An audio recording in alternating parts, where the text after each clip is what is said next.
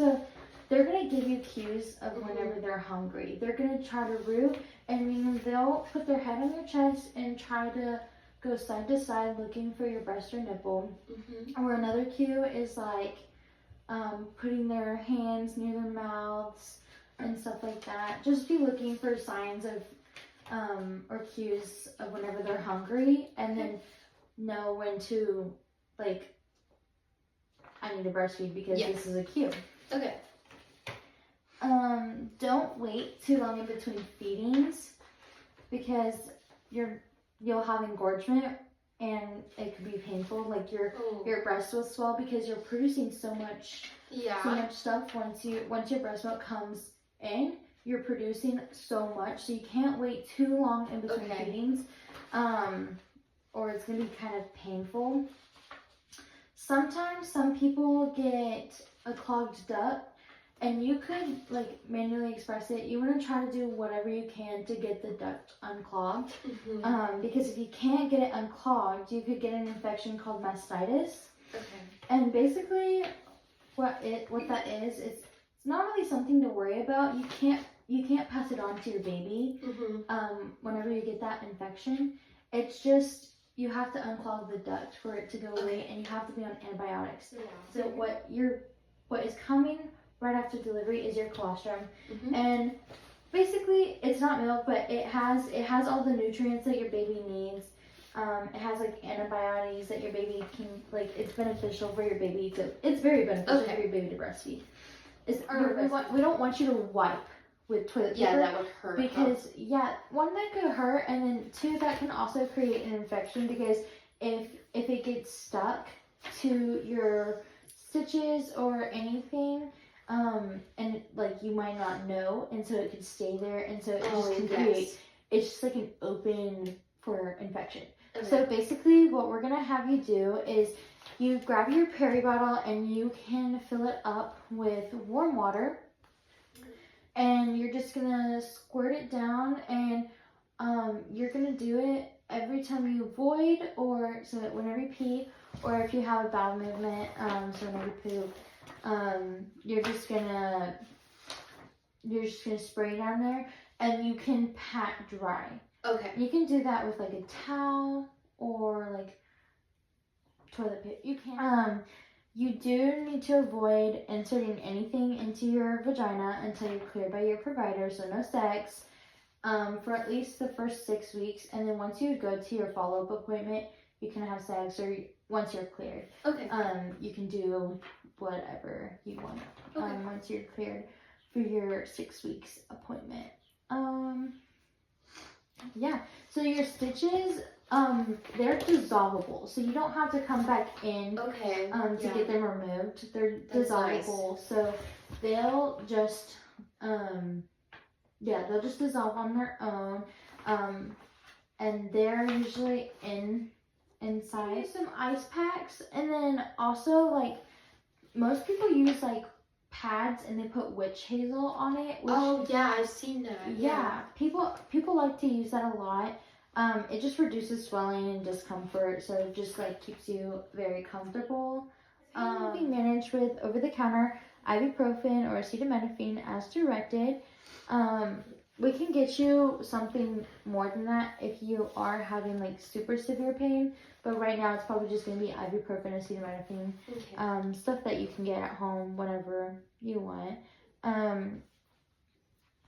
For comfort measures, you can use like a sitz bath for 15 to 20 minutes several times a day as needed. You could also use supportive pillows to promote comfort, as well as you need to keep up with your stool softeners because your stool softeners are going to reduce your straining during bowel movements, and we want to reduce the straining during bowel movements so you're not like putting a lot of pressure while you're having a bowel movement,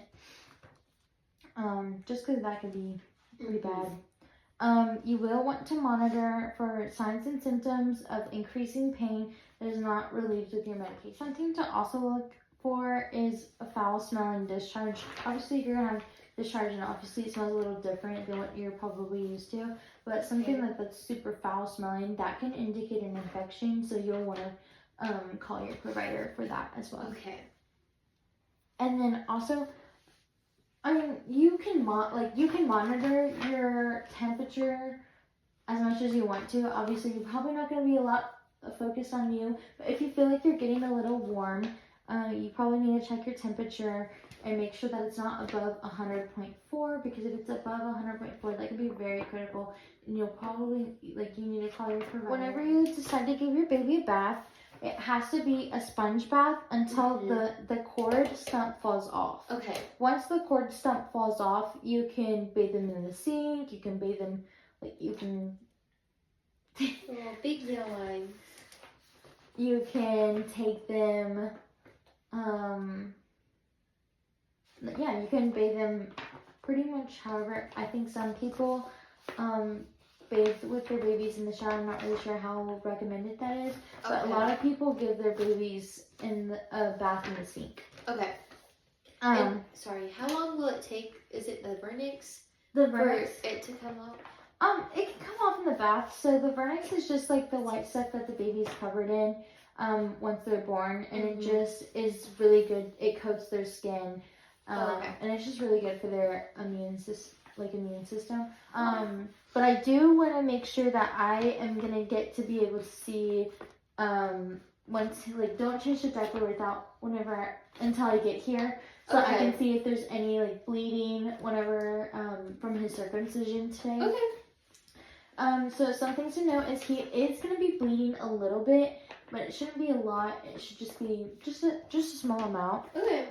So something I can show you whenever, this is also, I want to be here for your diaper change, so that I can show you how to care for the circumcision site, and then also so that you can show me how you care for it. Yeah. So basically what we're going to do is, he already has this on right now. Yeah. But what you do is you get some gauze, and then you can get petroleum jelly, or you can also use, a lot of people use Aquaphor. And yeah, because it's kind of the same thing. Yeah. So you can use Aquaphor, and we can send you home with stuff like that. I think we only have petroleum jelly, but like once you run out, you can use Aquaphor at home. So basically what you do is you change the diaper first, and then you're gonna get your gauze, and you can put it in your hands, and then you're gonna put like a liberal amount of petroleum jelly or Aquaphor. Like, you can lather that up. Okay. Just because we don't want the penis to stick to the gauze. Yeah. And because that could like tear, and like it'll scab. It could be very painful. Yes. So we just want it spread all over the gauze. And then once you get your gauze, you'll just literally fold it over, and then put your diaper on, and then obviously your diaper under your cord. Yes. And there could be like a little ring around the penis. It'll fall off. If you notice any signs of swelling, pus, or if it just like continues to bleed for a while, then that's whenever you want to call your provider, like if the bleeding isn't stopping.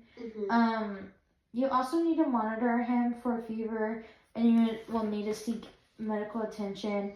If you get a rectal temp, like if your baby feels a little warm, go ahead and get a rectal temp if you can, and it can't be higher than 100.4. If it is higher than 100.4, you need to go to the emergency. Babies need to sleep on their back alone. No toys, no blankets, no anything in the bassinet or crib or whatever you're going to be using. They can be swaddled, but nothing extra. Like no extra blankets, no stuffed animals or anything like that. Yes. You will need to use a firm mattress and a fitted sheet only. You won't have the extra sheet that usually goes on a bed. Only the fitted sheet in the bassinet. Okay. You do need to avoid overheating. So with babies, we can put on like one extra layer than what you would wear. So I don't know, like some people sleep naked, so you only put like one thing on, or some people just sleep with a t-shirt, so you you could probably put 2 things on. But if they're already going to be swaddled, a lot of people just leave their baby naked with just their diaper and then swaddle them up and then put them in their bassinet. And we just want to prevent overheating so that your baby's not like not suffocating during the night, but like to ensure that they're like they're still okay.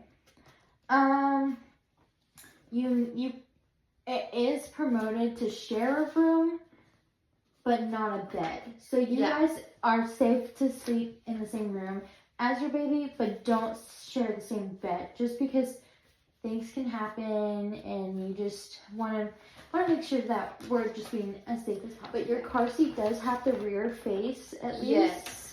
I'm not really sure how long. I think it might be for the first 6 months, but you should probably do it longer. Yeah.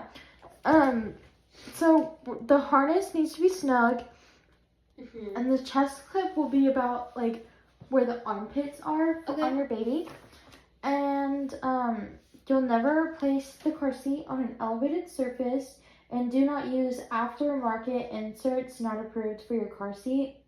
Most cars today have the latch. I think that was like a 2006 thing, but they have the latch where your car has like where you can anchor it down. So the car seat will have like little anchors, and you just attach that to the latch. But if your husband already got that set up, that's perfectly fine.